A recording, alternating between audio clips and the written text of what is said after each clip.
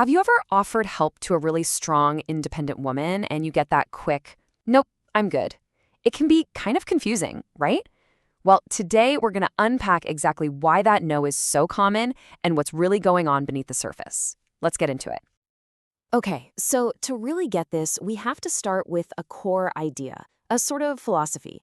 It's this concept that each of us is the main architect of our own world.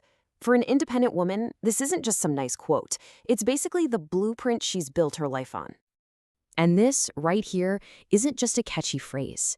It's the very foundation of a mindset where strength isn't something you're just born with. No, it's something you build, brick by painful brick, often all on your own. And that brings us right to the heart of the matter, the big puzzle we're here to solve. It's a behavior that can feel like a real mystery, and it all comes down to one tiny two-letter word. You've heard this, right? It seems so simple on the surface, but that little no is a total iceberg. What you see is just the tiny tip, but what's underneath is massive. It's a response we all recognize, but we almost never understand what it really represents. So, what's the first thing that jumps into your mind? Is she just too proud? Maybe a little stubborn? That's the go-to assumption for most of us. But today, we're going to challenge that, and we're going to go a whole lot deeper. And here it is. This is the core idea of our whole explainer. When she says, I'm fine, it is almost never about pride. It's not her rejecting you. It is a direct reflection of her history, a lifetime of experiences that taught her how to show up for herself because often nobody else did. All right, so if it's all about her history, let's actually crack that book open. We're going to walk through the 5 main chapters of her story that have basically hardwired that automatic no into her very being. So here's the roadmap. First, we'll look at how survival just becomes second nature. Then, why she tries so hard not to be a burden. We'll get into why actions mean everything and words not so much.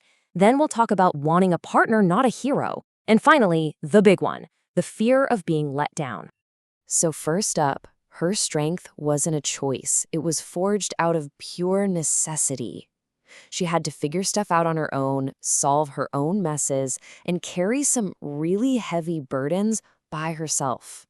So now when you offer help, that no isn't a rejection. It's an instinct. It's a reflex that has kept her standing for years.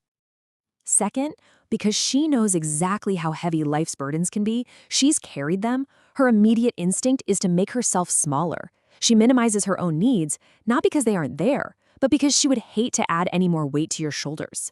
It's actually a quiet act of kindness. Number 3, and this one is so important, talk is cheap. A one-time offer of, hey, let me know if you need anything, it just doesn't mean much. What builds trust is consistency. It's the support that just shows up, quietly, without a big announcement. It's effort that you can count on, time and time again. And that leads us to this really crucial point. Just because she's independent doesn't mean she wants to be alone. It means she wants a partner, not a savior. She's not looking for someone to rescue her. She's looking for someone who stands next to her, sees that she's tired, and offers a hand without making her feel weak. And last, we get to the most vulnerable reason of all.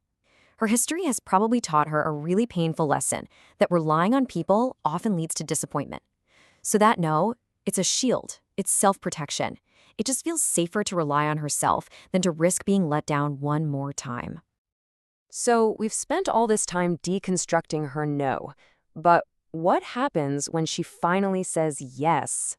Oh, this is where everything changes. This is where the story gets really interesting. Look, when an independent woman finally says yes to your help, it is sacred. That's the only word for it. It means she actually feels safe with you. It's her starting to believe that maybe, just maybe, your care isn't temporary. It's a profound sign that she trusts you enough to let her guard down. That yes is everything.